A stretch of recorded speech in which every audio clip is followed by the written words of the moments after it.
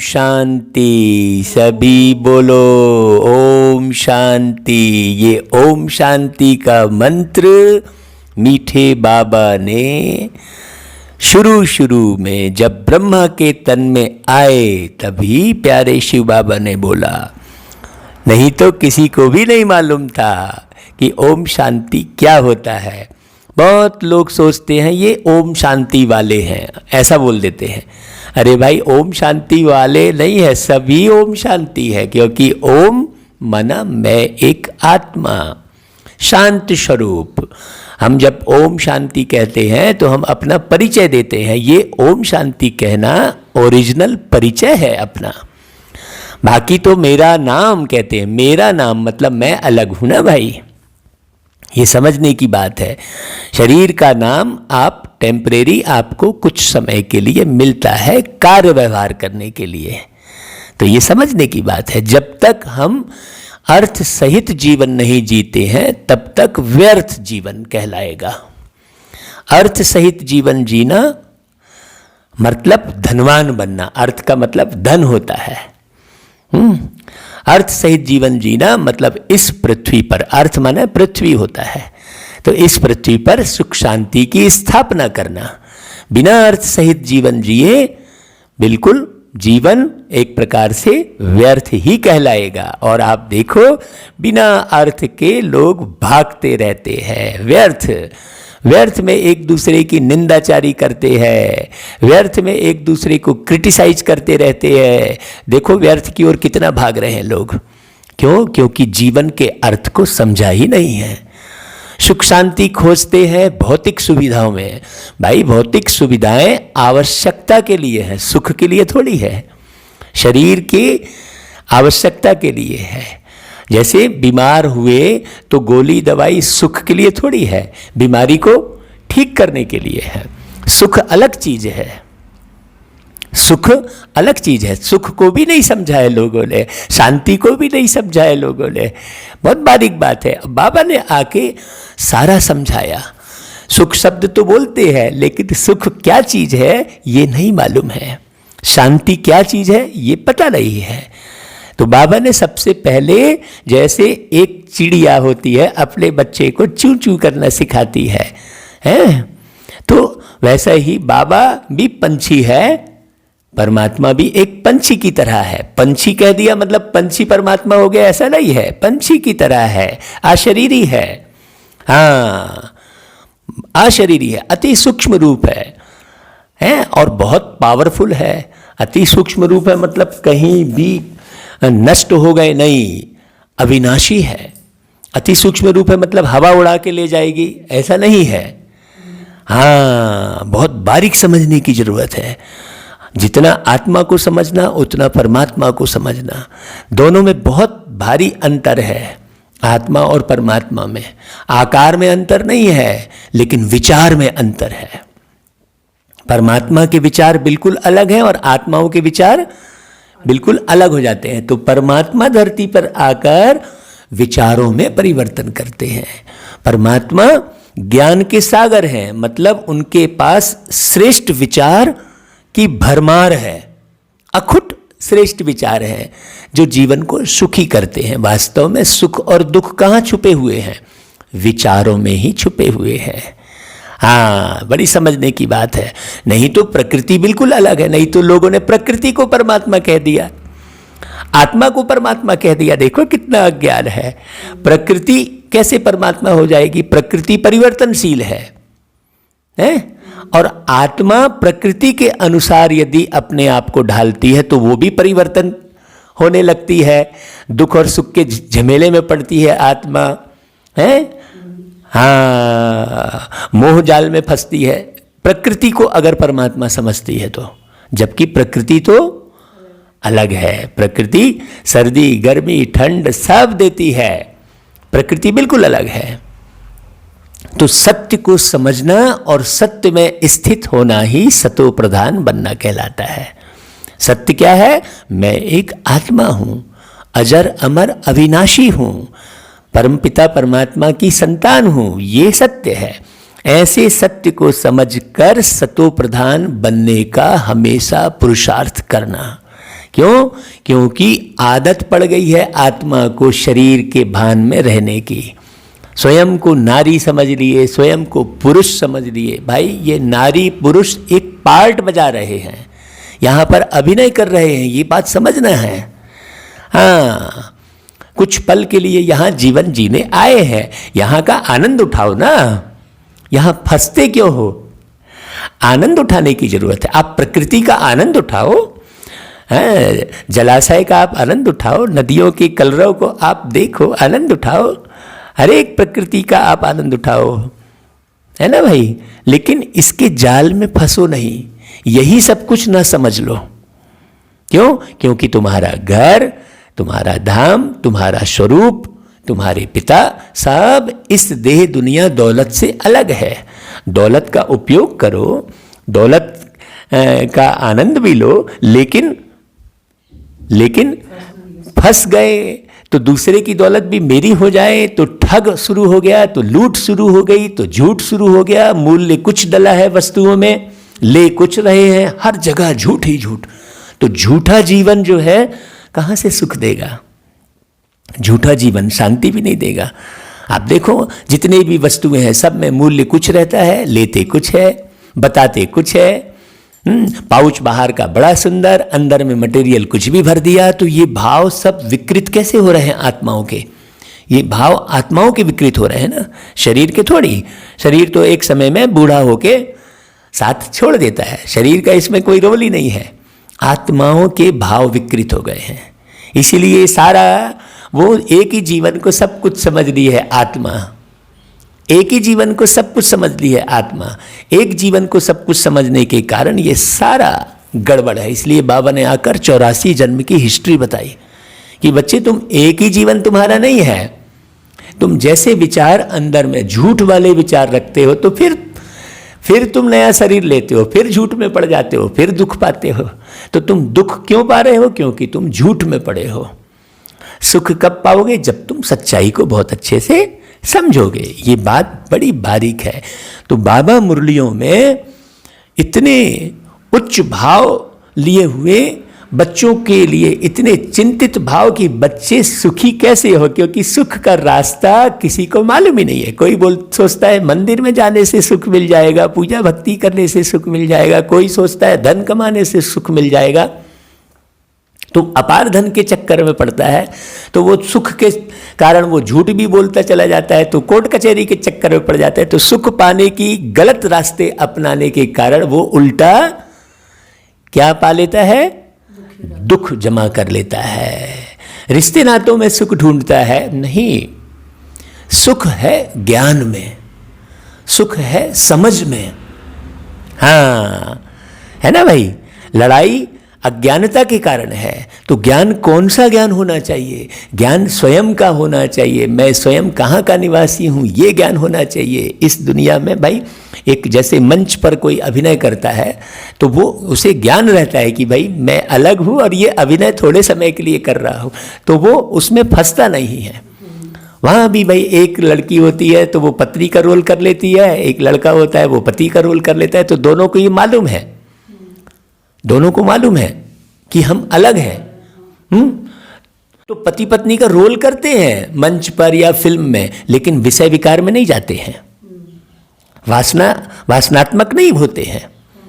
लेकिन इस लाइफ को जो है वो ओरिजिनल समझ लेते हैं, तो वो विषय वासना में जाते हैं। ये बात बड़ी समझने की, इसलिए बाबा ने ड्रामा का ज्ञान सुनाया। तो बाबा का जो ज्ञान है बड़ा बेहद और बहुत शांत और सुख देने वाला है। नहीं तो कई लोग जो मूंझते रहते, अरे ये संस्था, ये समझ नहीं पाते हैं कि ये बाबा का ज्ञान है। बाबा इन द सेंस परमात्मा का ज्ञान है, जो इस सब चक्र से परे है।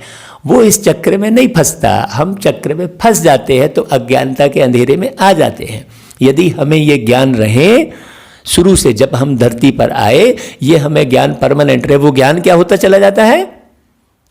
मिटता चला जाता है। फिर वो ज्ञान मिटने के कारण कि हम कौन हैं, कहाँ से आए हैं, हमारा स्वरूप क्या है, वो मिट जाने के कारण हम दुखी होते हैं। तब फिर परमात्मा फिर आता है, अरे बच्चे मैं तुमको समझा के गया था भाई कि तुम एक आत्मा हो, तुम यहाँ पाठ बजाने आए तो तुम तो पूरी तरह फंस गए यहीं पर।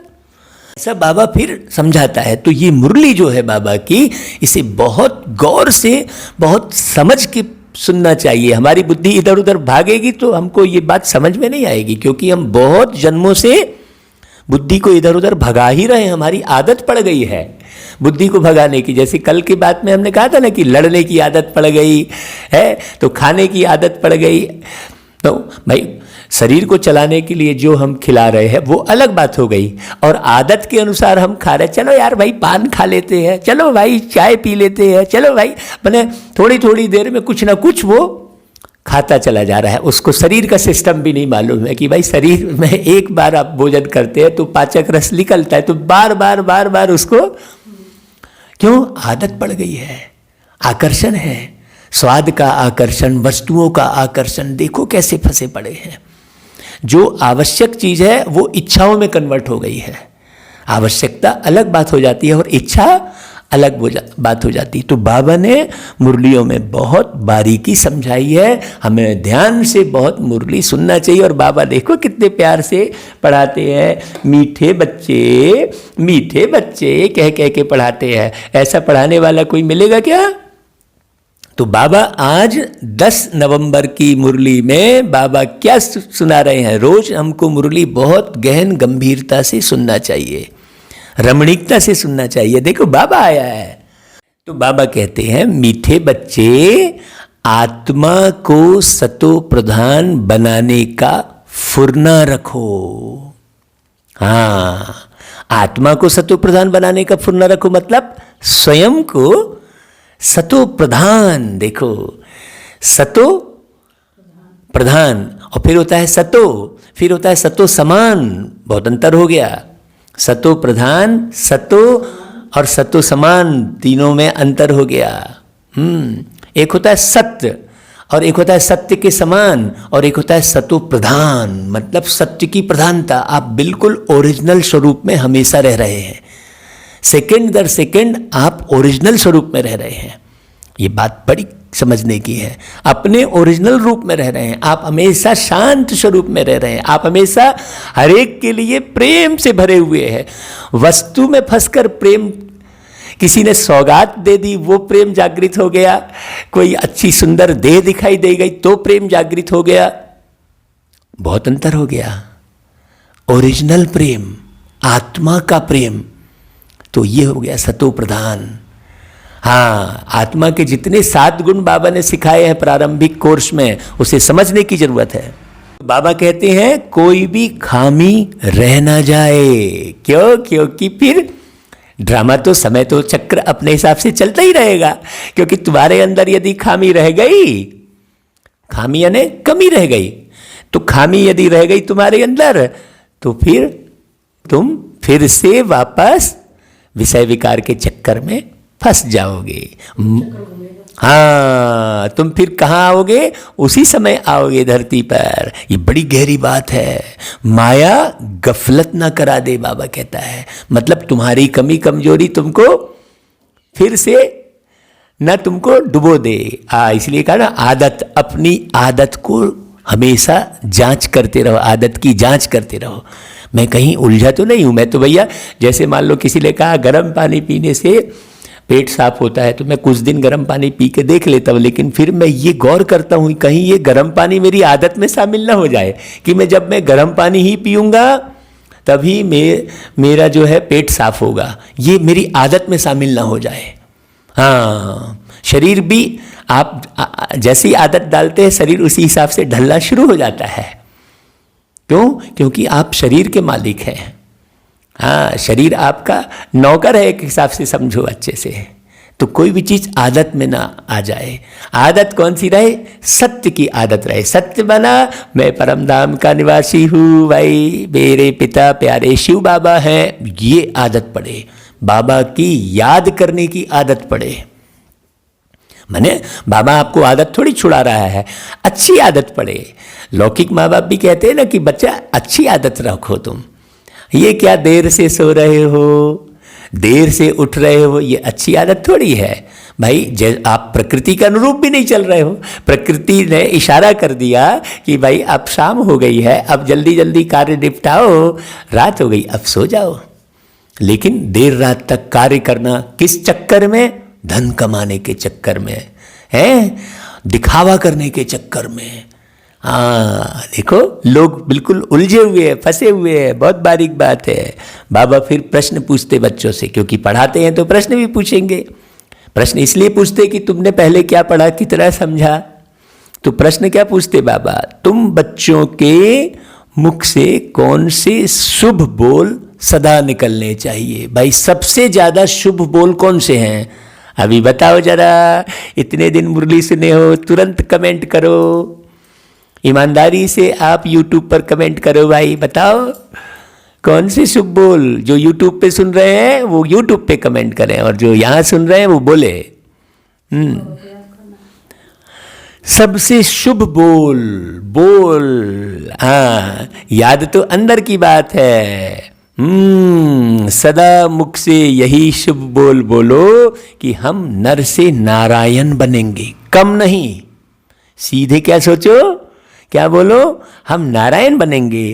तो जब आप बोलेंगे तो आपको लगेगा यार मैं बोला हूं और पुरुषार्थ नहीं कर रहा हूं। हाँ, अंदर अंदर सोचोगे तो किसी को मालूम नहीं पड़ेगा, तो केवल सोचना नहीं है। हाँ, बोलोगे तो क्या होगा? लोगों को आप बोलो, फिर आपको एक वो रहेगा, अपनी इज्जत का ख्याल रहेगा। नहीं तो लोग बोलेंगे बड़ा भारी नारायण बनने बोल रहा था, और देखो तो इसकी चलन देखो कैसी है।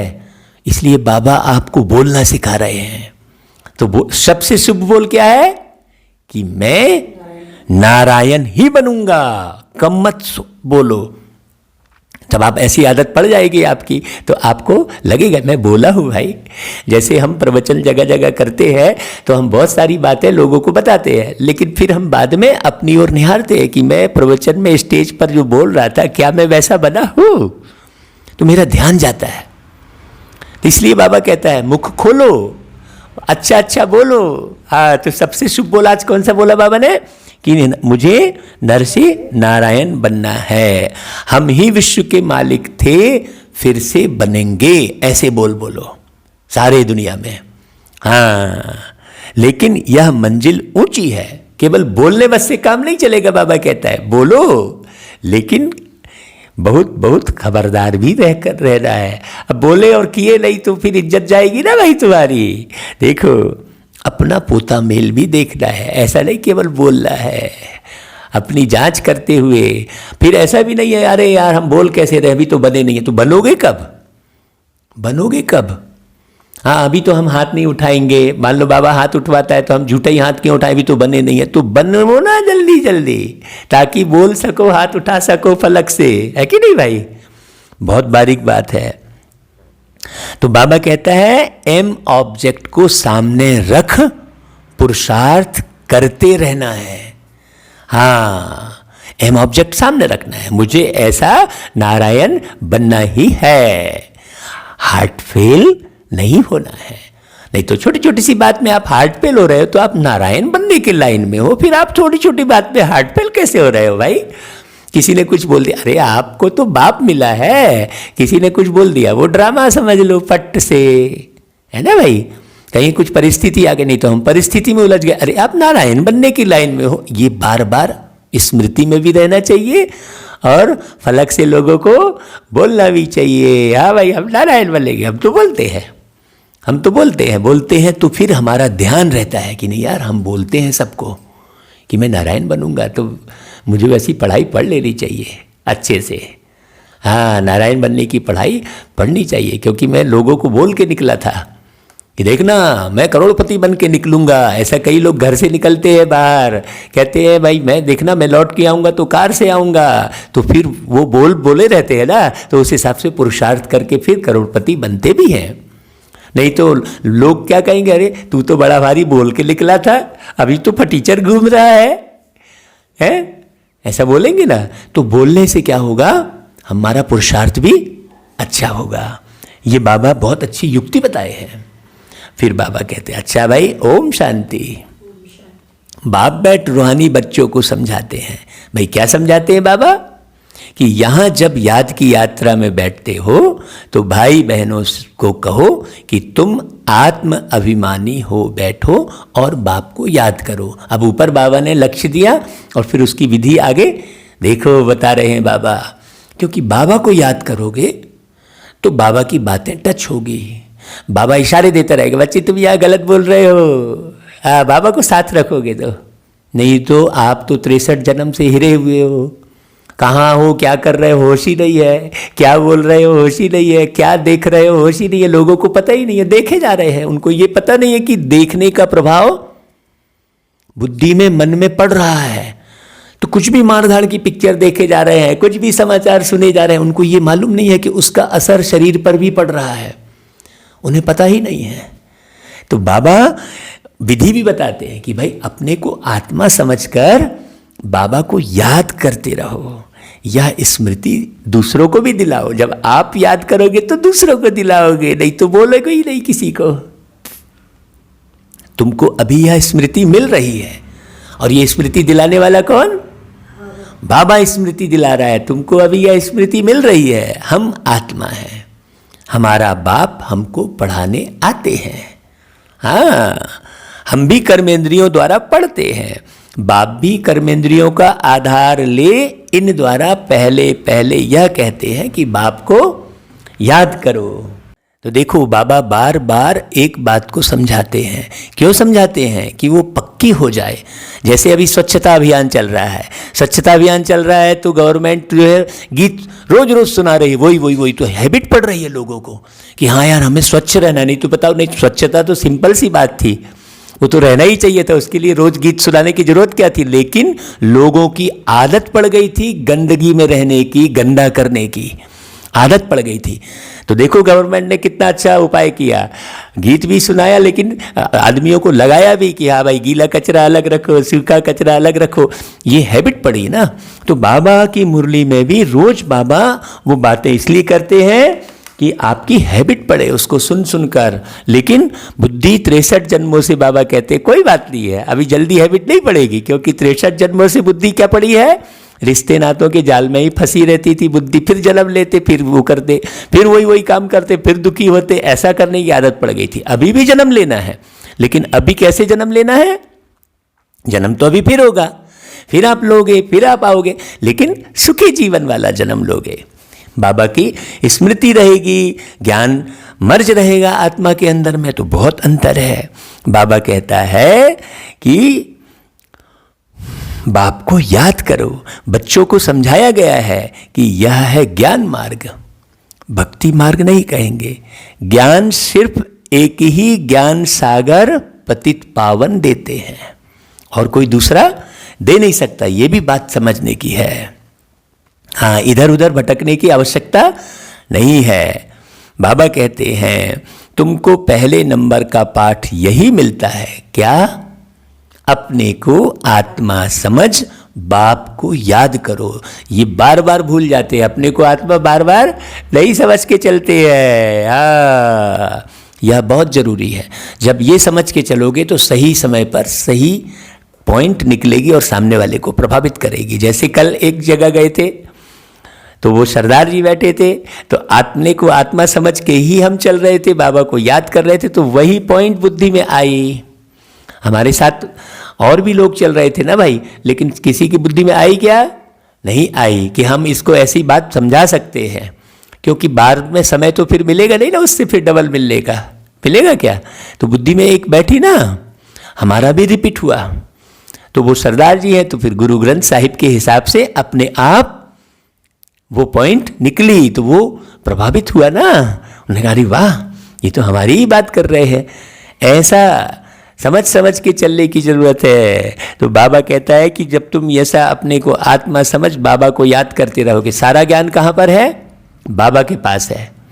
तो आपकी बुद्धि में सही समय पर कब टपकेगा? जब आप बाबा की याद में रहेंगे, तब आपको सही समय पर टपकेगा। अगर आप सामने वाले को देखकर सही समय पर सही ज्ञान नहीं टपका आपकी बुद्धि में, इसका मतलब आप बाबा की याद में नहीं थे। जरूर कहीं कहीं दूसरी जगह बुद्धि भटक रही थी। कार्य व्यवहार में तो हम भी रहते हैं, लेकिन फर्क पड़ता है ना भाई। बाबा कहता है तुमको पहले नंबर का पाठ यही पक्का करना, यह बहुत जरूरी है।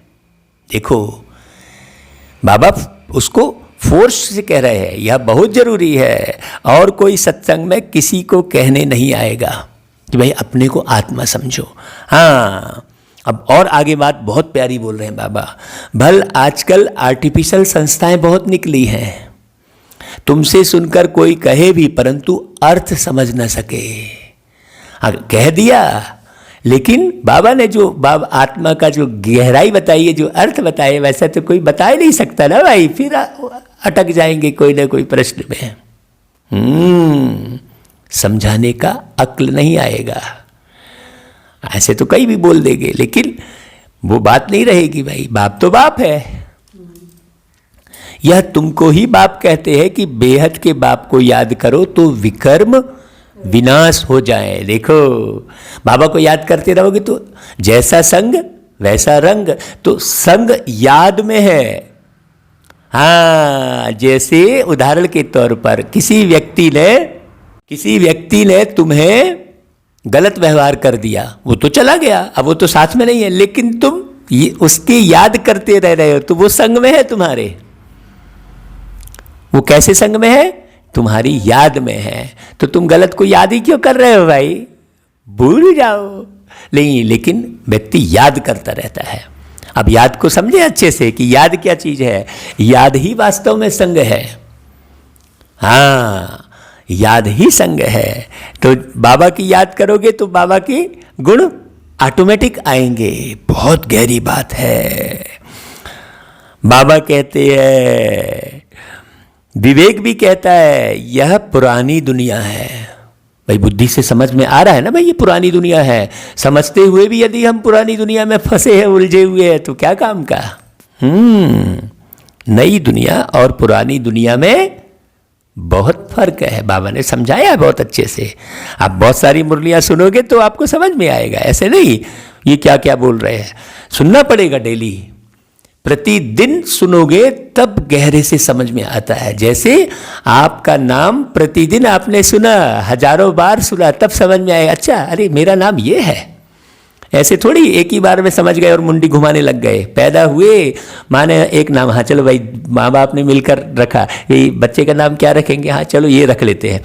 फिर बुलाने लग गए, लो तुम्हारा नाम थोड़ी था वो, तो माँ बाप ने रख के तुमको बुलाया। तुमको समझ में थोड़ी आ रहा था, शुरू में थोड़ी उस नाम को सुन के मुंडी घुमा रहे थे। धीरे धीरे जब कई बार उस नाम को सुना, अच्छा ये मेरे लिए ही इस नाम को बुलाते हैं, तब मुंडी घूमती है ना, तब समझ में आता है। तो बाबा वही कह रहे हैं कि बार बार ये अभ्यास करो कि भाई ये पुरानी दुनिया है, वह है पावन दुनिया, और यह है पतित दुनिया। हमको ये भी गहरे से समझ में आ जाना चाहिए। जब ये आपको गहरे से समझ में आएगा कि यह पतित दुनिया है, तो हमारी बुद्धि इस पुरानी दुनिया के समाचार में, राग रंग में नहीं जाएगी।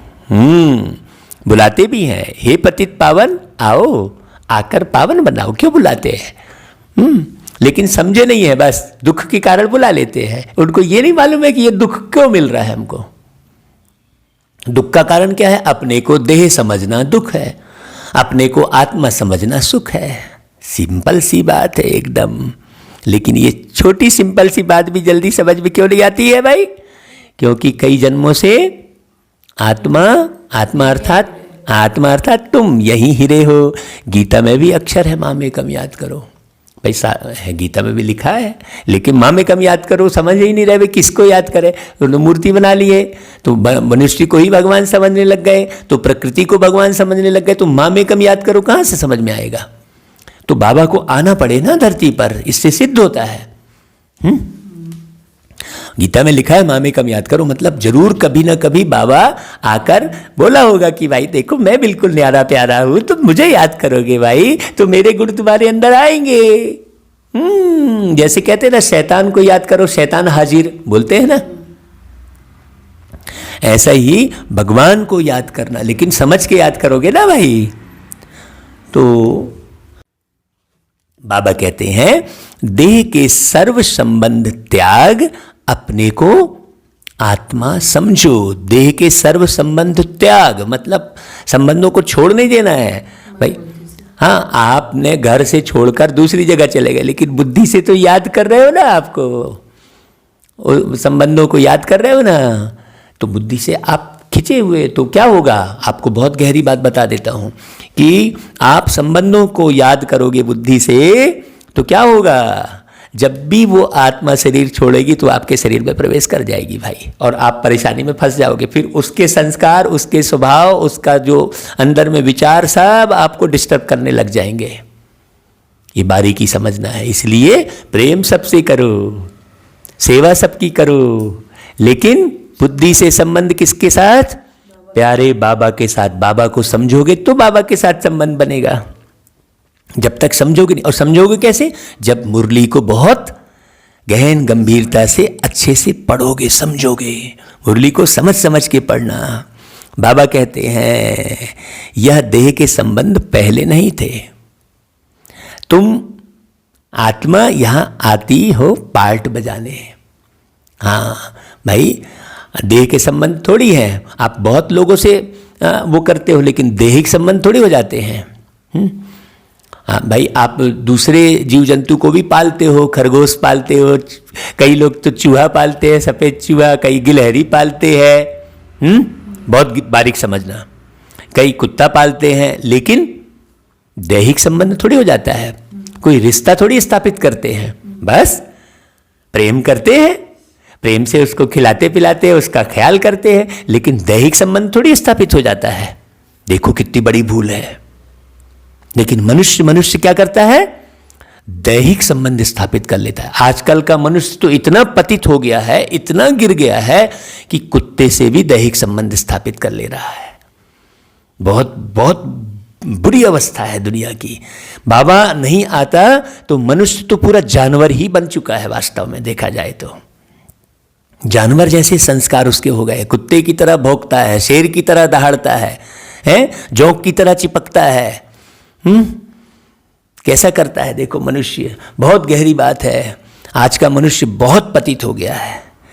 पतित इसलिए बाबा कहता है बच्चे ये दुनिया पूरी पुरानी हो गई है, इसलिए यहां से संबंध बिल्कुल रखना ही नहीं है।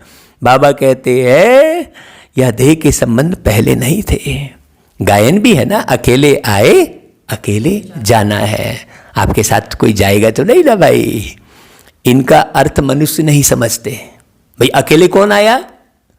आत्मा ना।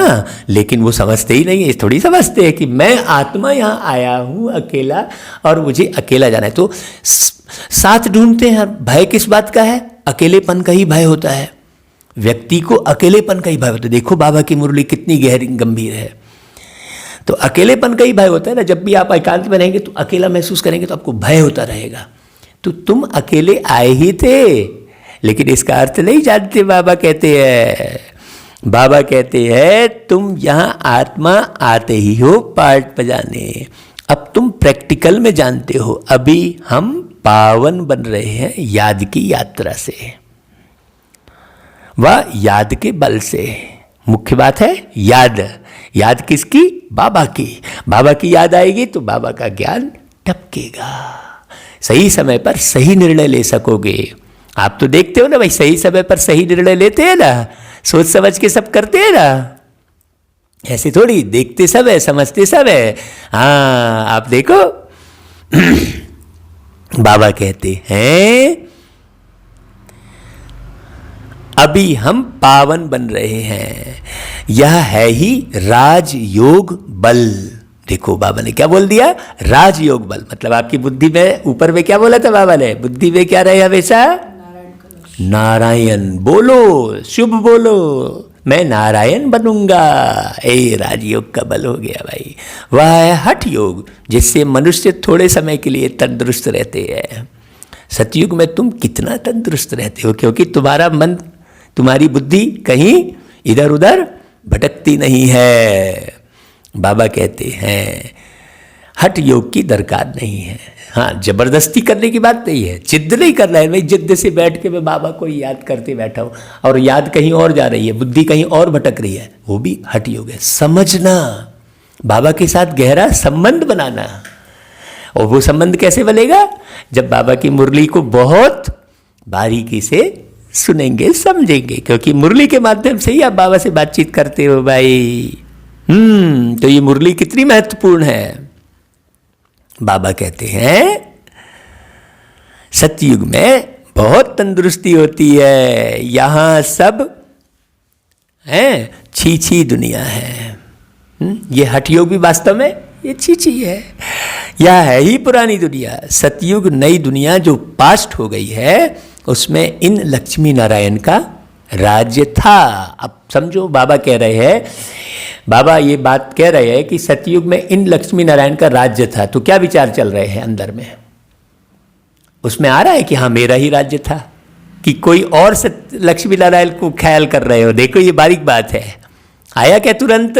नहीं आया। मतलब अभी बुद्धि में पूरा परमानेंट नहीं बैठा है ना भाई।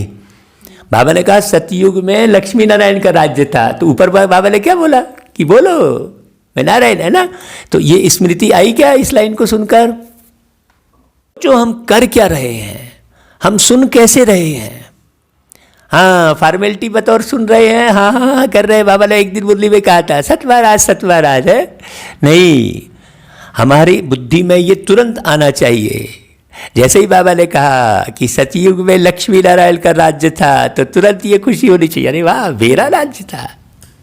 क्योंकि लक्ष्मी नारायण बन कौन रहा है? बहुत बारीक समझने की है। ये जो मुरली चल रही है केवल रिकॉर्डिंग के लिए या यूट्यूब में प्रचार प्रसार के लिए बस नहीं बन रही है। ये मुरली जो रिकॉर्ड हो रही है, ये हर एक आत्माओं के निर्माण के लिए रिकॉर्ड हो रही है। बाकी मुझे ये रिकॉर्डिंग से कोई मतलब नहीं है। देखो, हाँ ये बात बड़ी समझने की है भाई। हम पुरुषार्थ करते चले और साथ में दूसरों को भी सबको वैसे ही पुरुषार्थ कराते चले, इसलिए ये YouTube का माध्यम मिल गया तो बना लिया। बाकी इससे हमको कोई लेना देना नहीं है बहुत बड़ा।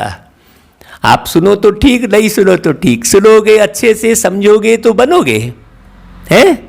लेकिन बनने के लिए सुनना है।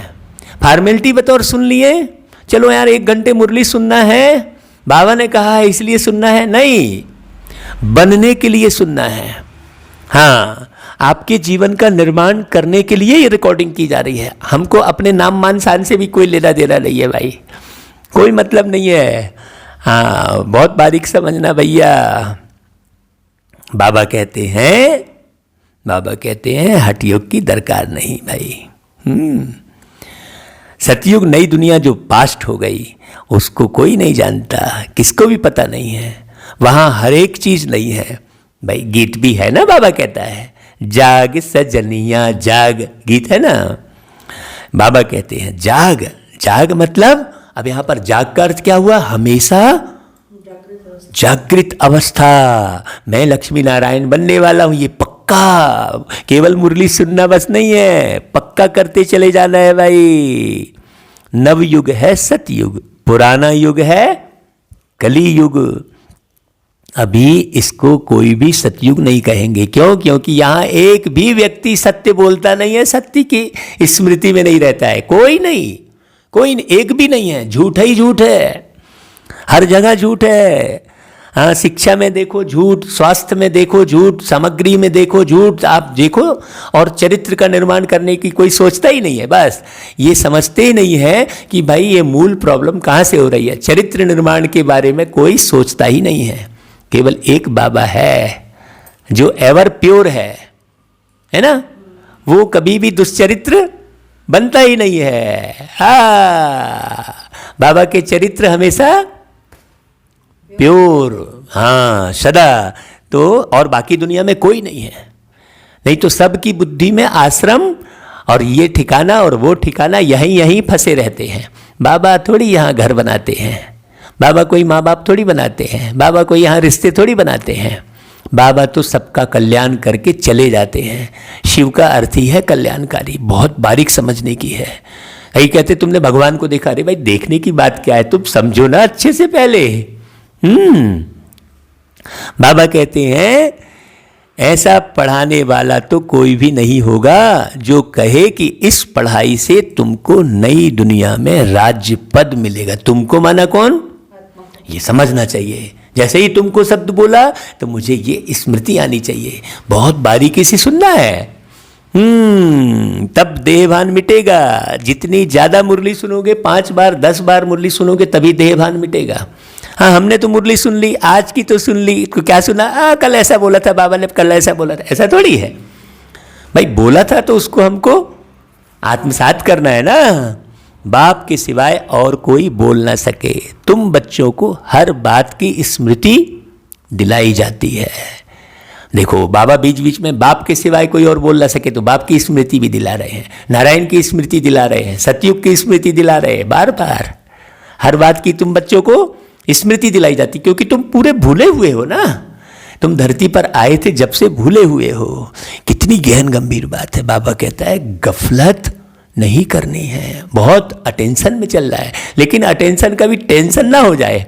नहीं, कई बच्चों को पुरुषार्थ का भी टेंशन हो जाता है भाई खुशी खुशी पुरुषार्थ करना है। हाँ, नहीं तो कई बच्चों को पुरुषार्थ का भी टेंशन हो जाता है। भाई अमृत वेले नहीं उठ पाए तो टेंशन हो गया। अरे भाई, तुम 3 बजे नहीं उठे तो 4 बजे उठे तो चलो 4 बजे से ही लग जाओ ना।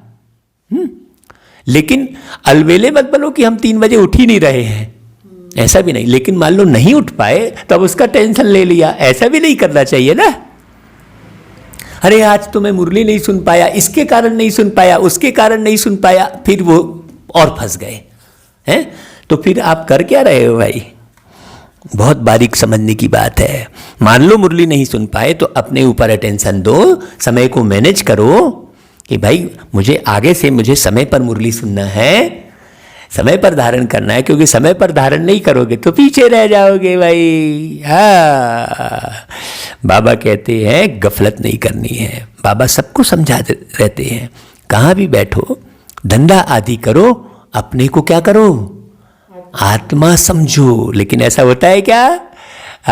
फट से माँ समझ लेते, बाप समझ लेते, रिश्ते में फंस जाते, व्यापारी समझ लेते। अरे भाई, व्यापार तुम कर रहे हो इस जीवन को चलाने के लिए, व्यापारी थोड़ी हो। शरीर से छूटे फिर बोलो रहोगे क्या व्यापारी?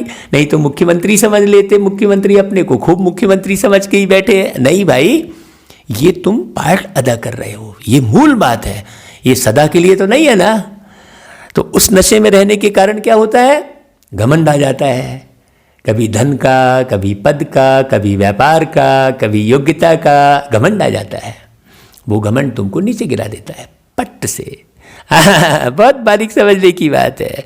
बाबा कहता है जितना हो सके टाइम निकाल, याद में बैठो, याद में बैठो, बैठकर चिंतन मनन करो, तभी आत्मा पवित्र बनेगी।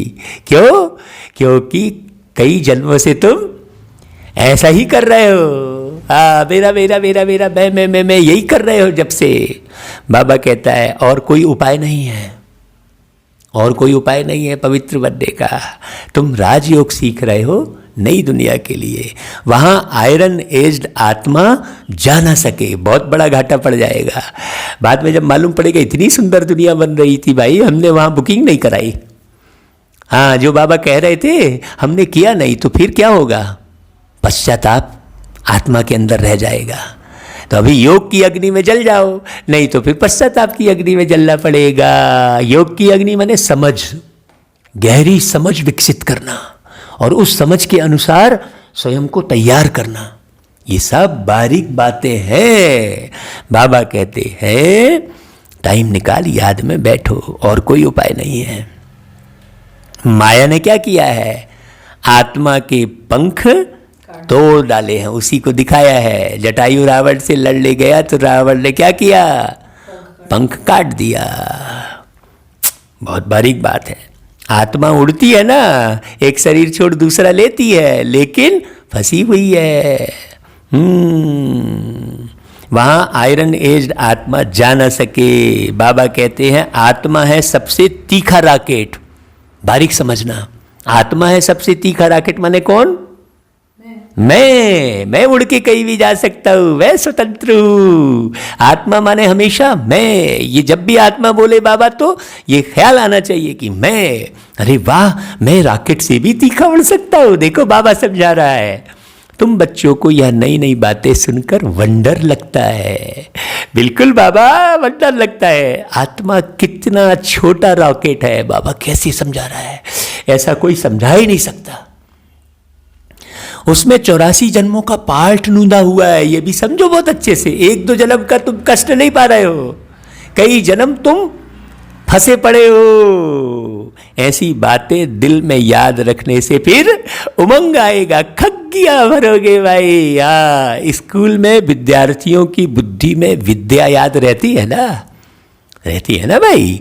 बुद्धि में विद्या याद रखना, कितनी अच्छी बात बोले बाबा। तुम्हारी बुद्धि में अब क्या है, पूछ रहे बाबा। तुम्हारी बुद्धि में अब क्या है भाई? क्या है बुद्धि में? मैं नारायण बनूंगा, मैं नारायण बनूंगा। मैं कौन? मैं आत्मा। जब ये बुद्धि में रहेगा तब बोल अच्छे निकलेंगे। देखो बोल नहीं बोल पा रहे हैं, क्यों? क्योंकि पुरुषार्थ नहीं है, तो बोल नहीं बोल पाते हैं कि मैं नारायण बनूंगा फलक से, मैं लक्ष्मी बनूंगी फलक से। बोल निकलते नहीं है क्योंकि पुरुषार्थ अंदर में ढीला रहता है, तो बोल नहीं निकलते। बाबा कहते हैं और कोई उपाय नहीं है भाई। तुम्हारी बुद्धि में क्या है? बुद्धि कोई शरीर में नहीं है, आत्मा में ही मन बुद्धि है। लेकिन तुम अपनी बुद्धि को कहाँ लगा लेते हो? शरीर में चिपका देते हो, जबकि बुद्धि कहाँ है? आत्मा में है। आत्मा ही पढ़ती है, आत्मा पढ़ती है माने तुम पढ़ते हो। नौकरी आदि सब कुछ कौन करती है? आत्मा ही करती है ना भाई। शरीर के माध्यम से नौकरी कौन कर रही है? आत्मा करती है। शिव बाबा भी आत्मा ही है, परंतु बहुत अच्छे समझना, परंतु उनको परम कहते हैं। वह ज्ञान का सागर है, वह बहुत छोटी बिंदी है। यह भी किसको पता नहीं है। तुम भी छोटी बिंदी, बाबा भी छोटी बिंदी। बहुत समझने की बात है भाई। पेन का पॉइंट दिखता है, लेकिन एक व्यक्ति शरीर छोड़ के चला गया तो दिखता है क्या? नहीं दिखता। फिर वो चला गया, वो ऐसा था, वो वैसा था, ऐसा कहते हैं। शरीर को अलग जलाते हैं और उसकी याद में अलग रहते हैं, है ना। फिर उसको भोग लगाते हैं। अब भाई जब वो पूरी तरह से मर गया तो फिर भोग किसको लगा रहे? मतलब वो है ना, तो है मतलब दिख नहीं रहा, मतलब पेन के पॉइंट से भी सूक्ष्म है, बहुत बारीक बात है। यह भी किसको पता नहीं। जो उस बाप में संस्कार है वही तुम बच्चों में भरे जाते हैं। अभी तुम योग बल से पावन बन रहे हो। योग बल मतलब गहरी समझ का बल। समझ की शक्ति ही सबसे बड़ी शक्ति है। जब तक समझ की शक्ति नहीं आई तब तक आपके पास सहनशीलता नहीं आएगी, परखने की शक्ति नहीं आएगी। सारा दारोमदार योग बल पर है। योग बल मतलब एक एक बात को गहरे से समझ करके और वैसा जीवन जीना। बाबा बहुत गहरी बातें करते हैं भाई। बाबा कहते हैं उसके लिए पुरुषार्थ करना पड़े। किसके लिए? योग बल के लिए। योग बल माने समझ के बल के लिए। हमने मुरली को ही अच्छे से नहीं सुना, हड़बड़ी कर करके सुन लिया। अभी एक भाई हमको यूट्यूब पर रोज कमेंट करते हैं कि भाई आप 1.5 घंटे की मुरली सुनाओ, 2 घंटे की सुनाओ, जैसे पहले सुनाते थे। अभी बीच में हम मुरली को सीधा सीधा सुना रहे थे, अर्थ सहित नहीं सुना रहे थे कि भाई देख है बाबा के बच्चे कहाँ तक पुरुषार्थ कर रहे हैं, वो खुद चिंतन मनन कर रहे हैं कि नहीं कर रहे हैं। बार बार जो मुरली हम भेज रहे हैं प्रतिदिन उसको फिर से रिपीट सुन लो। तो एक भाई हमें कमेंट कर रहे थे कि भाई मुरली को 1.5-2 घंटे की करो। हमने सोचा कि भाई 1.5-2 घंटे पता नहीं कोई सुनता है कि नहीं सुनता है, इसलिए हम उसको आधे घंटे में कन्वर्ट कर रहे थे। लेकिन जो अच्छे बच्चे होंगे वो जरूर सोचेंगे कि नहीं हमें विस्तार से समझना चाहिए। तो वो अच्छा बच्चा भाई, वो गुणवंता नाम है उनका, और वो मुरली में यूट्यूब पर बार बार लिखते हैं हमको भाई 1.5 घंटे मुरली सुनाओ, 2 घंटे मुरली सुनाओ, ऐसा कहते हैं। वास्तव में ये मुरली तो सारा दिन पढ़ सकते हैं, लेकिन भाई शरीर के साथ हो उसके भी ख्याल रखना पड़ता है सबका, इसलिए हमें जल्दी जल्दी समझना पड़े, है ना। 1.5-2 घंटे में समझ रहे हैं ऐसा भी ना हो। हमें जल्दी जल्दी समझकर जल्दी जल्दी बनना है। इसमें पहले नंबर की सब्जेक्ट ही यह है कि हम आत्मा सतो प्रधान बने। पढ़ाई में फुरना तो रहता है कि कहाँ हम फेल ना हो जाए, इसमें पहले नंबर यही बात है, नहीं तो नापास हो जाएंगे, कुछ खामी ना रह जाए, इसका ख्याल रखना। माया तुमको हर बात में भुलाती है। माया मतलब तुम्हारी अपनी 63 जन्मों की कमी कमजोरी। कमजोरी मतलब तुम्हारी अपनी आदत, उसको समझो बहुत अच्छे से। व्यापारी लोग हमेशा फायदे नुकसान का पोता मेल रखते हैं ना। हाँ, सारे दिन में कोई आसुरी काम ना करे।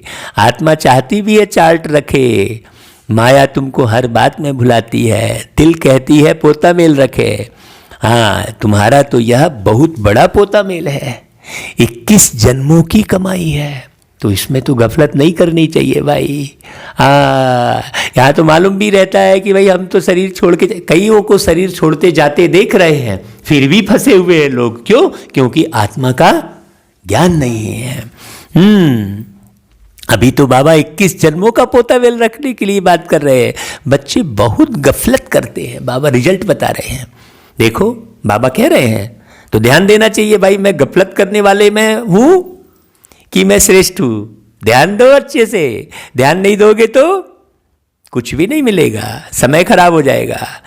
इस बाबा को तो तुम बच्चे सूक्ष्म वतन में स्वर्ग में भी देखते हो। बाबा भी बहुत पुरुषार्थ करते हैं। कौन से बाबा? ब्रह्मा बाबा, जिनके तन में आए हैं। हाँ, वंडर भी खाते रहते हैं। बाबा की याद में स्नान करता हूँ, भोजन खाता हूँ, फिर भी भूल जाता हूँ। बाबा अपना अनुभव सुना रहे हैं, जिनके तन में डायरेक्ट बाबा आ रहे हैं वो भी अपना अनुभव सुना रहे हैं, तो हमको कितना अटेंशन देना चाहिए, है ना भाई? बाबा अपना अनुभव सुना रहे हैं, भाई मेरे तन में आते हैं तो भी मैं भूल जाता हूँ। मतलब हम बच्चों को कितनी सावधानी रखनी चाहिए। बाबा कहते हैं बड़ी सब्जेक्ट है यह। हाँ, फिर भूल जाता हूँ, फिर याद करने लगता हूँ। बाबा अपना, ब्रह्मा बाबा अपना अनुभव सुना रहे हैं। इस बात में कोई भी मतभेद आ नहीं सकता। भाई बाबा को याद करोगे आप चुप्पी चुप्पी, तो कहाँ से मतभेद आएगा? इन सब बात में कोई मतभेद आ ही नहीं सकता। बाबा कहता है कितनी प्यारी बात है, सोचो। गीता में भी है, देह सहित देह के सब धर्म छोड़ो, बाकी रही आत्मा। देह को भूल, अपने को आत्मा समझो। भाई किससे बोल रहे हैं बाबा? मुझ आत्मा से बोल रहे हैं। ये बात हमेशा गौर करना। आत्मा ही पतित तमो प्रधान बनी है। मनुष्य फिर कह देते आत्मा निर्लेप है। अरे भाई आत्मा, अब ये देखो ये ज्ञान क्या हुआ, आत्मा निर्लेप है कह दिया तो मनुष्य ध्यान ही नहीं दे रहा है, इसलिए वो कुछ भी देख रहा है, कुछ भी सुन रहा है, कोई फर्क नहीं पड़ता, जबकि फर्क उसका पड़ रहा है। आत्मा में वो चीज चिपक रही है, वो जन्म जन्मांतर जा रही है। देख रहे हैं छोटे छोटे बच्चे, देखो कई अच्छे संस्कार लेके जाते, तो देखो कई देशों के नाम बता रहे, बच्चा गोद में बैठा है और कई देशों के नाम बता रहा है। और कई छोटे बच्चे भी लड़ते झगड़ते रहते हैं, क्योंकि वो आत्मा, अब क्रोध करना किसने सिखाया भाई? छोटा सा बच्चा चिड़चिड़ा रहा है तो उसको चिड़चिड़ाना सिखाया है क्या किसी ने? उसके संस्कार पिछले जन्म के, उस आत्मा के संस्कार, ये समझने की जरूरत है। मतलब आत्मा में लेप चढ़ती है ना, लेकिन इस ज्ञान ने क्या कर दिया? आत्मा निर्लेप है ये सुनने में आया तो सब लापरवाह हो गए। देखो पहले जो ज्ञान सुनाया लोगों ने वो सब लापरवाह हो गए। बाबा नहीं आता तो सही में बाबा कहता है आत्मा सो परमात्मा कह दिया। अरे भाई और कितनी बिगाड़ कर दी। देखो बाबा कहते हैं आत्मा सो परमात्मा सो आत्मा, ऐसा कह दिया, इसलिए समझते हैं आत्मा में कोई लेप छेप नहीं लगता। भाई परमात्मा में लेप छेप नहीं लगता, क्योंकि परमात्मा जन्म नहीं लेते। परमात्मा का अपना एक फिक्स शरीर नहीं होता कई वर्षों तक के लिए। जिस तन में आते उसमें भी वो परमानेंट थोड़ी रहते हैं। बच्चों को बात सुनाते हैं और चले जाते हैं। देखो कितनी गहरी बात है। हमको तो तड़प हो रही है कि हम कैसे करके मनुष्यों को समझा लें बाबा की एक एक बात को। हाँ नहीं तो बस सुने ही नहीं। अब आप सुनोगे ही नहीं तो समझ में कहाँ से आएगा? चाहे हमारे अंदर कितनी तड़प रहे, लेकिन आपको सुनना पड़े ना, और अटेंशन दे के सुनना पड़े। अब हम कितनी भी तड़प पैदा कर लेंगे, आप मुरली को आगे बढ़ा दोगे, आप सुनोगे नहीं, बाद में सुन लोगे, सोचोगे, तो ऐसा थोड़ी होगा। तो बाबा कहता है, गीता में भी लिखा है ना कि देह को भूल अपने को आत्मा समझो। गीता में भी है, देह सहित देह के सब धर्म छोड़ो। हाँ, बाबा कहते हैं तमोगुणी मनुष्य शिक्षा भी तमोगुणी देते हैं।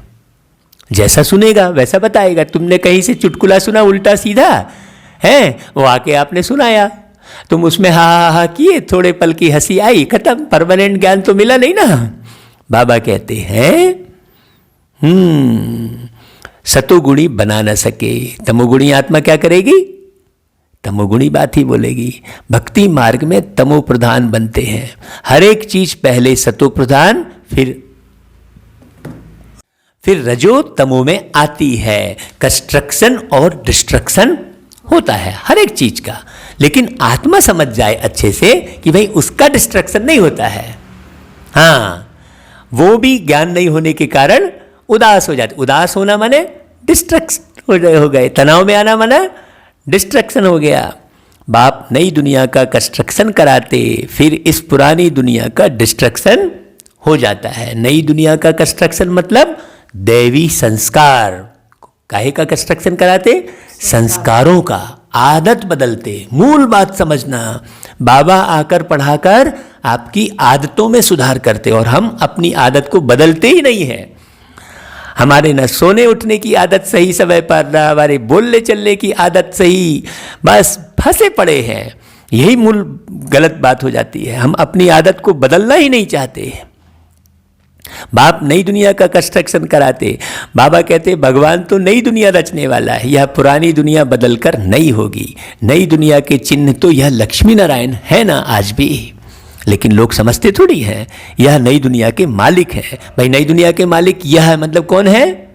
हाँ, वैसा पुरुषार्थ भी चले। फिर त्रेता को भी नई दुनिया नहीं कहेंगे, क्योंकि सतयुग तो बीत गया। कलयुग को पुराना, सतयुग को नया कहा जाता है। कलयुग अंत और सतयुग आदि का यह है संगम युग। अब बाबा उदाहरण दे रहे हैं, देखो बहुत ध्यान से सुनना। कोई MA BA पढ़ते हैं तो ऊंच बन जाते हैं ना। तुम इस पढ़ाई से कितने ऊंच बनते हो? भाई दुनिया के भेंट में वो अलग भाई कहलाते। उस समय MA BA चलता था, तो बाबा उस समय मुरली चलाए तो MA BA कह रहे, आज तो और IAS और प्लान कितने सारा हो गया। बाबा कहते हैं दुनिया इस बात को नहीं जानती कि इनको इतना ऊंच किसने बनाया। लक्ष्मी नारायण एक पद है ना।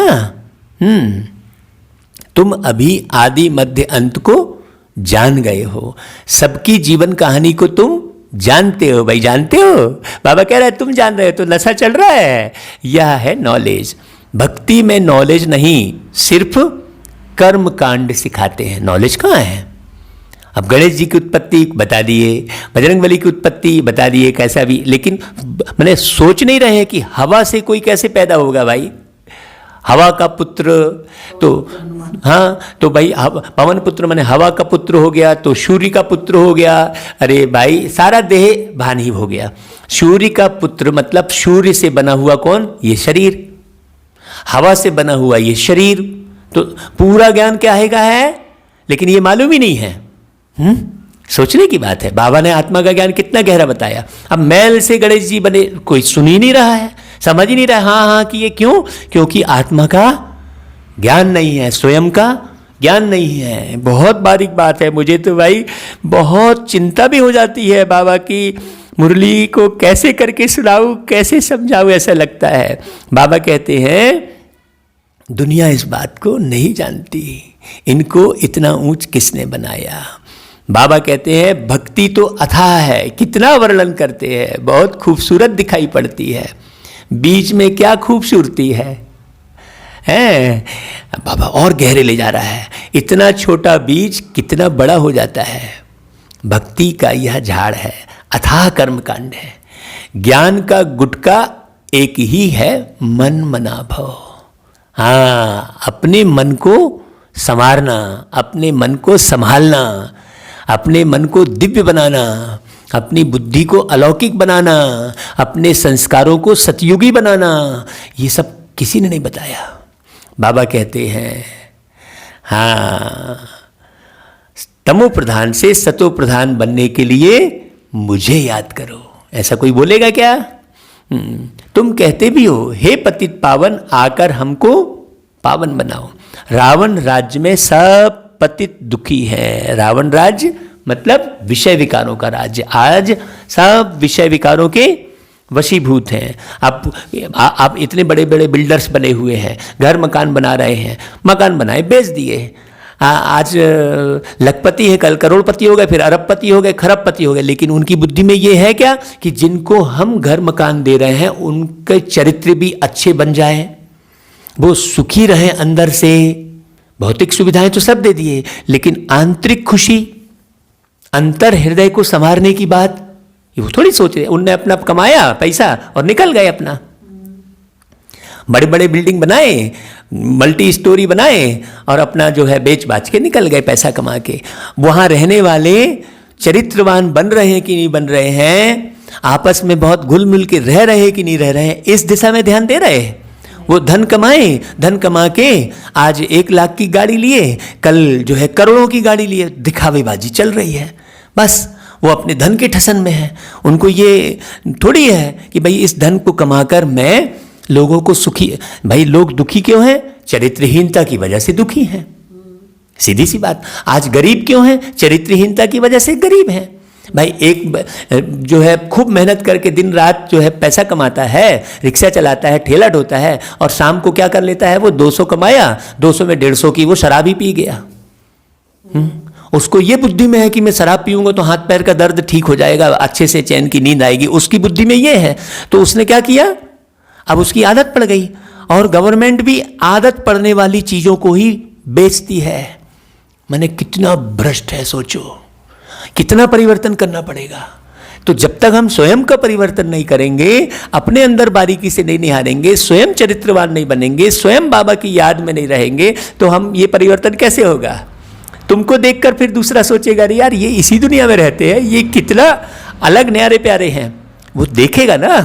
अब आज पूरे देश भर में बाबा कितने स्थानों पर ले गए तो देखा ना कैसे प्रभाव हुआ। ब्रह्मा बाबा को देखो अच्छे से, कैसे गुलगुल थे। बाबा कहते हैं मुझे याद करो। हाँ, तुम कहते भी हो पतित को हमें पावन बनाओ, आकर हमको पावन बनाओ। रावण राज्य में सब पतित दुखी हैं, राम राज्य में सब हैं पावन सुखी। अब उन्होंने राम राज्य में भी सारा दुख दिखा दिया है, रामचंद्र जी को धनुष बाण पकड़े दिखा दिया। बाबा कहते हैं रावण राज्य राम राज्य नाम तो है, राम राज्य का किसको पता नहीं है सिवाय तुम बच्चों के। तो कितनी खुशी होनी चाहिए भाई, तुम अब पुरुषार्थ कर रहे हो। 84 जन्मों का राज भी तुम्हारे सिवाय कोई नहीं जानते। भल करके कहते हैं भगवान उवाच, मन मना भव, लेकिन जानते नहीं हैं। सो क्या ऐसे थोड़े ही कोई समझाएंगे कि तुमने 84 जन्म कैसे पूरे लिए? अब चक्र पूरा होता है। ये बात कोई बोल रहा है क्या कि अब ये चक्र पूरा हो रहा है? एक एक बात गहरी समझने की है। बाबा कहते हैं कि गीता सुनाने वालों का जाकर सुनो गीता पर क्या बोलते हैं, सुनो उनको, तब फिर तुम समझा सकोगे। तुम्हारी बुद्धि में तो अब सारा ज्ञान टपकता रहता है। बाबा पूछते हैं आगे कभी मिले हो? कहते हैं हाँ बाबा, कल्प पहले मिले थे। क्या पाया था? तो तुम कह सकते हो हमने विश्व का राज्य पाया था। ऐसा फलक से कहोगे क्या? पुरुषार्थ होगा तब कह पाओगे। उसमें सब आ जाता है। भले तुम कहते हो नर से नारायण बने थे, परंतु विश्व का मालिक बनना, उसमें राजा रानी और डीटी डिनाइस्टी सब है। पर एक बात बड़ी समझने की है, नर से नारायण तो सब बने, लेकिन विश्व का मालिक बनना, डीटी डिनाइस्टी माने डिनाइस्टी हासिल करना, वो पुरुषार्थ मुख्य है। वहां तो जैसे यहां सबको नर बोल रहे हैं, वहां सबको नारायण बोलेंगे, सभी क्योंकि अच्छे आचरण के होंगे, लेकिन डिनाइस्टी हासिल करना, राजधानी, राजा महाराजा बनना, ये बात बारीक इशारे हैं बाबा के। कहते हैं उनका मालिक राजा रानी प्रजा सब बनेंगे, इसको कहा जाता है शुभ बोलना। हम तो नर से नारायण बनेंगे, कम नहीं। बाप कहेंगे हाँ बच्चे बिल्कुल बोलो, लेकिन पूरा पुरुषार्थ करो, अपना पोता मेल भी देखो। इस हालत में हम ऊंच पद पा सकेंगे व नहीं। मान लो अभी अभी शरीर छूट गया तो फिर थोड़ी पुरुषार्थ कर पाएंगे। इसलिए बहुत अटेंशन। कितनों को रास्ता बताया है, जितनों को तुम रास्ता बताओगे उतनी तुम डिनाइस्टी तुम्हारी। हाँ, जितनों को रास्ता बताना मतलब गुणवान बनाना। क्योंकि तुम अवगुणी के राज्य में रहकर क्या, आजकल के राज्य में कोई मान लो बन भी गया मुखिया तो क्या वो सुखी रहता है? क्यों? क्योंकि पतित विकारी लोगों के राज्य का राजा बनना कोई काम का नहीं। तो बाबा कहता है तुम स्थापना करो, मतलब तुम लोगों को जा जाकर गुणवान बनाओ, मेहनत करो। यही धंधा करना चाहिए हमको। हमारा काम ही केवल लोगों को गुणवान बनाने की तरफ अग्रसित होना चाहिए। लोगों के दुख दूर करने की हमारे में फिक्रात रहनी चाहिए। तब आप डिनाइस्टी के, तब आप विश्व के मालिक बनेंगे। नर से नारायण तो अलग बात हो गई है ना। बहुत बारीक बात कह रहे हैं बाबा। अपना पोता मेल भी देखना है। हाँ बच्चे, बाप कहेंगे पूरा पुरुषार्थ करो। कितनों को रास्ता बताया, कितने अंधों की लाठी बना हूं, पूछो। हाँ हाँ बस कहने से थोड़ी होगा। आप हाँ हाँ कहते चल रहे हो, सुन रहे हो बस मुरली, लेकिन पूछो ना अपने से कितनों को लाठी, अंधों की लाठी बनी। अरे भाई इसी मुरली को आप भेज दो, सब जगह लिख कर भेजो कि भाई ये मुरली अच्छे से सुनो, ये समझ युक्त मुरली है। नहीं, इसमें भी हम फंस जाएंगे कि कौन सुना रहा है, कहाँ से मुरली प्रसारित हुई है। हम इस चक्कर में, फिर इसमें कौन कहाँ कैसे के चक्कर में फिर पड़ गए हैं, है कि नहीं भाई? बाबा कहता है अगर सर्विस नहीं करते तो समझना चाहिए हम प्रजा में चले जाएंगे। क्या फायदा, इतने बड़े मालिक, विश्व के मालिक परमात्मा हमसे मिले और हमने क्या पाया? कुछ नहीं। तो वो बुद्धिमानी कहलाई क्या? नहीं कहलाई। अपने दिल से पूछना है। अगर हमारा शरीर छूट जाए तो क्या पद पाएंगे? बहुत बड़ी मंजिल है तो खबरदार रहना चाहिए। नहीं फंस गए किसी वस्तु में, आकर्षण में। कई बच्चे समझते हैं बरोबर, हम तो याद ही नहीं करते तो फिर पोता मेल रखकर क्या करेंगे? उसको फिर हार्ट फेल कहा जाता है। वह पढ़ते भी ऐसा ही है, बस पढ़ लिए, ध्यान देकर पढ़ना, ध्यान नहीं देते। देखो बाबा की मुरली में बाबा एक एक चीज बोल रहे हैं। मियाँ मिट्ठू बन बैठ नहीं जाना है। हाँ हम तो भैया हेड बन गए, अब क्या है, हमने तो इतने सारे लोगों को समझा दिया, ऐसे मियाँ मिट्ठू बन गए। नहीं, वो भी बात समझने की है। जो पिछाड़ी में फेल हो जाए ऐसे मियाँ मिट्ठू नहीं बनना भाई। अपना कल्याण भी करना है। एम ऑब्जेक्ट तो सामने है, हमको पढ़कर यह बनना है। यह भी वंडर है ना। कलयुग में तो राजाई है नहीं, कलयुग में राजाई तो है नहीं, कोई अपने कर्मेंद्रियों का ही राजा नहीं है तो और किसके ऊपर शासन कर पाएगा? वो कोई किसी की बात सुनता ही नहीं है। अब देखो भाई पुलिस वाले हैं, उनको ही मारना पीटना शुरू कर देते हैं लोग, उनसे भी लड़ना शुरू कर देते हैं, तो शासन है किसका? बताइए। आप गौर से सुनेंगे समझेंगे। जज को ही मार देते हैं उठाकर, वकील को मार देते हैं, तो कौन, किसके ऊपर किसका शासन है ही नहीं। क्योंकि राजाई है, क्योंकि कर्मेंद्रियों पर शासन नहीं है तो वो कोई भी शासन ढंग से चला ही नहीं सकता। दृष्टि ही खराब है। पहन लिए जो है ऊंचे पद का कपड़ा, स्टार लगा लिए, बैच लगा लिए, लेकिन दृष्टि खराब है तो गिर गए हैं। सोचने की बात है, बहुत गहरे समझने की बात है। तो बाबा कहता है एक एक शब्द में बहुत गहराई है बाबा की। कहा कि कलयुग में तो राजाई है नहीं, अब इसकी भी गहराई है ना। सतयुग में फिर इन्हों की राजाई कहाँ से आई? लक्ष्मी नारायण की। भाई लक्ष्मी नारायण जो मुकुट वाले दिखा रहे हैं, सब थोड़ी मुकुट पहन के बैठेंगे। अभी की पढ़ाई पर, सारा मदार पढ़ाई पर है, मुरली पर है। ध्यान देकर मुरली सुनना। ऐसे नहीं कि देवताओं और असुरों की लड़ाई लगी। अरे भाई कुछ भी सुना दिए लोगों ने, तो देवताओं ने जीत कर राज्य पाया, अब असुरों और देवताओं की लड़ाई लग कैसे सकती है? सोचने की बात है ना। कौरवों और पांडवों की ही लड़ाई है, लड़ाई की बात ही निषेध हो जाती है। पहले तो यह बताओ कि बाप कहते हैं देह के सब संबंध छोड़ अपने को आत्मा समझो। बात चरित्रवान और चरित्रहीन की है ना भाई। चरित्रहीनता है दुख और चरित्रवान सुख, बात समझने की है। अब उन्होंने असुर और देवताओं की लड़ाई बता दी है, कौरव पांडव की लड़ाई बता दी है। बाप रे कितना अंधकार, समझते ही नहीं है। पहले तो यह बताओ कि भाई तुम आत्मा समझो, तुम आत्मा अशरीरी आई थी, अब फिर वापस जाना है।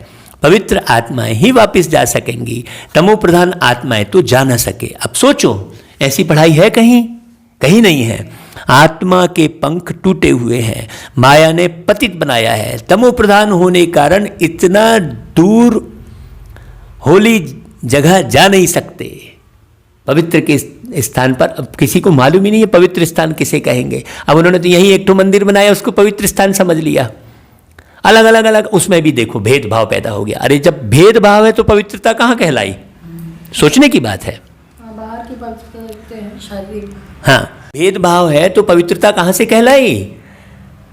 बाप तो सबका एक है ना, तो पवित्र धाम तो केवल परम धाम है ना। बाबा कहते हैं अभी तुम आत्मा कहेंगी कि हम असुल परम धाम के रहने वाले हैं। यहाँ यह 5 तत्व का पुतला लिया है पार्ट बजाने के लिए। ये शरीर को वस्त्र कहकर समझ लो, शरीर को मकान कह दो, समझो, लेकिन कैसा भी करके समझो बहुत अच्छे से। मरते हैं तो कहते हैं स्वर्गवासी हुआ, तो भाई स्वर्गवासी कौन हुआ? शरीर या आत्मा है? वहाँ शरीर गया, आत्मा गई। शरीर तो जल गया ना, बाकी रही आत्मा। बात समझने की है। वह स्वर्ग में तो जा नहीं सकती। मनुष्यों को तो जिसने जो सुनाया वह कहते रहते हैं। भक्ति मार्ग वालों ने भक्ति ही सिखलाई है, ऑक्यूपेशन का किसको पता ही नहीं है। दुर्गा जी बताए, अब दुर्गा जी कहाँ से आई, कैसा हुआ, लक्ष्मी जी कहाँ से आई, क्या है, कुछ भी पता है क्या? नहीं। शिव की पूजा सबसे ऊंच कहते हैं। अब भाई वो शिव कब आया? शिव की पूजा, चलो हम तो शिव का भजन सुनते हैं भाई, हम तो शिव बाबा को मानते हैं भाई, ऐसे बात थोड़ी होता है। लेकिन शिव करते क्या है, कहते क्या है, ये बात मालूम है क्या? नहीं मालूम। बाबा कहते हैं शिव शिव कहते, माला फेरते रहो बस। अरे भाई, ऊंचते ऊंच शिव है, उनको ही याद करो, सिमरन करो। माला भी देते हैं। अब बिगैर अर्थ माला उठाए शिव शिव कहते रहेंगे तो उससे क्या लाभ मिलेगा? अनेक प्रकार की शिक्षाएं गुरु लोग देते हैं। यहाँ तो एक ही बात है। अब यहाँ पर भाई मान लो हमारे देश का मुखिया है, आप उनके नाम की माला जपेंगे तो हो जाएगा क्या बात? भाई वो मुखिया करते क्या है, कैसा है ना भाई? नहीं, मुखिया की माला जप लिए तो उद्धार हो गया क्या? ऐसे ही विश्व के मुखिया शिव है, उनकी माला जप लिए तो हो जाएगा काम? देखो, कहने की बात बहुत बारीक समझने की है। बाप खुद कहते हैं मेरे को याद करने से विकर्म विनाश होंगे। शिव शिव मुख से कहना नहीं है। बाप का नाम बच्चा थोड़े ही सिमरन करता है, सोचने की बात है। हाँ, यह है सब गुप्त, किसको भी पता नहीं कि तुम क्या कर रहे हो। जिन्होंने कल्प पहले समझा होगा वही समझेंगे। बाबा ज़्यादा माथा भी नहीं मारते। हाँ, नए नए बच्चे आते रहते हैं, वृद्धि को पाते रहते हैं। आगे चल ड्रामा क्या दिखलाता है सो साक्षी होकर देखना है। हाँ, साक्षी और साथी, ये 2 शब्द बहुत अच्छे से याद रखना। पहले से बाबा साक्षात्कार नहीं कराएंगे कि यह होगा, फिर तो आर्टिफिशियल हो जाए। अब पहले से ही सब बता दिए तो ऐसा थोड़ी होगा। तुमको पुरुषार्थ करके तुमको स्वयं जानना है, ये बारीक बात है।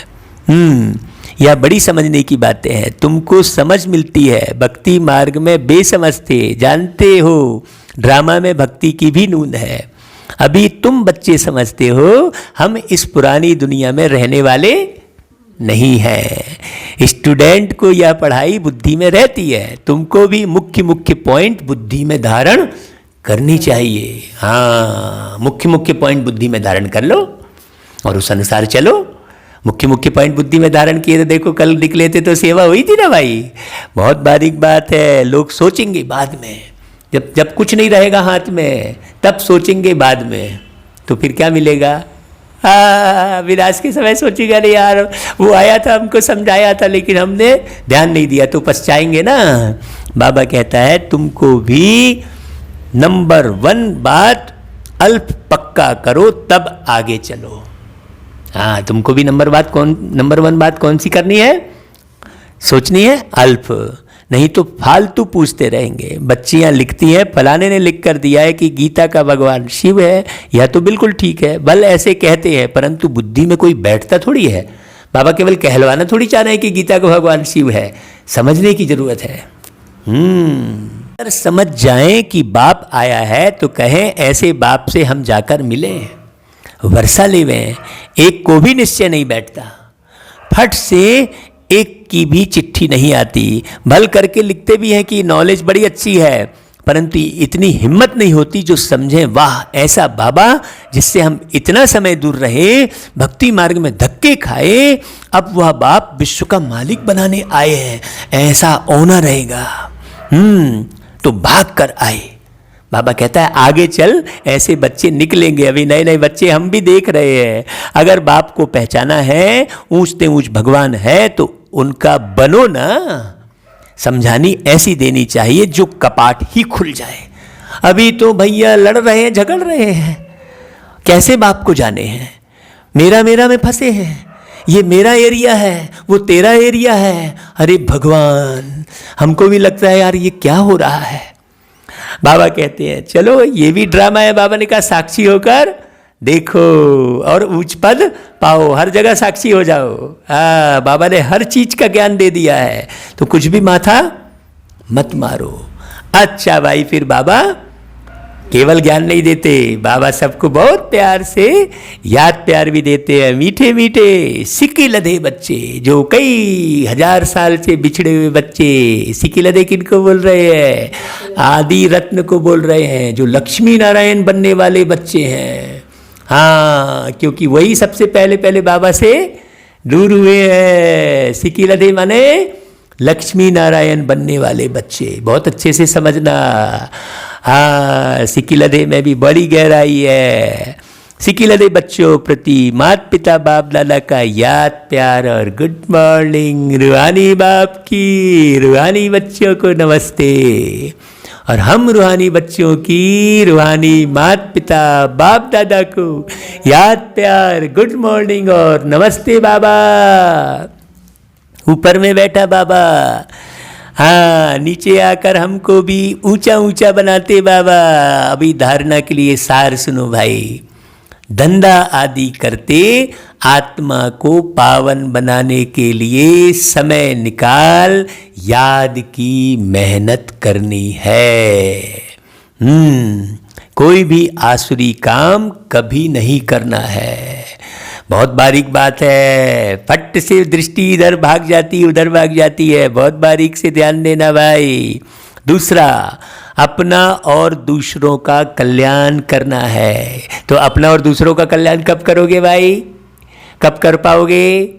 जब बहुत गहरे से पढ़ोगे, 10 बार उसको सुनोगे। हाँ सुन लिया समझ लिया, ऐसा थोड़ी है, बुद्धि भाग जाती है इधर उधर। बाबा उसके लिए कहता है पढ़ाई पढ़ना और पढ़ाना है, मियाँ मिट्टू नहीं बनना है। हाँ हम समझ गए, नहीं, याद का बल जमा करना है। अगर समझ गए तो आप स्थिर हो जाएंगे, कहीं भी आपसे गफलती नहीं होगी। अच्छा भाई, फिर वरदान सुनो। साकार बाप को फॉलो कर, नंबर 1 लेने वाले संपूर्ण फरिश्ता भव। ऐसा भी नहीं है कि बाबा केवल मुरली चला रहे हैं, बाबा ब्रह्मा बाबा को सैंपल सामने रखे हैं साकार में। हाँ, तो हम देखते ही नहीं उनको, ब्रह्मा बाबा की तरफ निहारते ही नहीं कि ब्रह्मा। अब तस्वीर निहारना थोड़ी है कोई ब्रह्मा बाबा की, ब्रह्मा बाबा की तस्वीर ही निहारते बैठे थोड़ी है। ब्रह्मा बाबा ने कैसे पुरुषार्थ किया उसे समझना है और वैसा पुरुषार्थ करना है। नंबर 1 आने का सहज साधन है, जो नंबर 1 ब्रह्मा बाप है उसी 1 को देखो और इधर उधर 1 में मत भटको। यहाँ पर एक इंग्लिश में 1 और हिंदी में 1 अलग हो गया, देखो। अनेकों को देखने के बजाय एक को देखो और एक को फॉलो करो। भाई कहते हैं एक साध है सब सद है और सब साध है सब जाए। लेकिन हम कितनी बड़ी भूल करते हैं, हम अनेकों को देखते बैठे हैं। जब बाबा बार बार कह रहे हैं कि ब्रह्मा एक सैंपल है, तो हमें दूसरी तरफ भटकने की आवश्यकता नहीं है ना, कि यहाँ बाबा आ रहे वहाँ बाबा आ रहे हैं, उधर से मुरली चल रही उधर, ये सब भटकने की जरूरत ही नहीं ना। हमको केवल ब्रह्मा बाप को देखना है ना। हाँ, अनेकों को देखने के बजाय एक को देखो और एक को फॉलो करो, तो सरल भी होगा। अब 10 जगह घूमोगे तो कहाँ से होगा। हम सो फरिश्ता का मंत्र पक्का कर लो तो अंतर मिट जाएगा, फिर साइंस का यंत्र अपना काम शुरू करेगा और आप संपूर्ण फरिश्ते देवता बन नई दुनिया में अवतरित होंगे। देखो कितनी गहरी बात है, बहुत सुंदर वरदान। तो संपूर्ण फरिश्ता बनना अर्थात साकार बाप को फॉलो करना।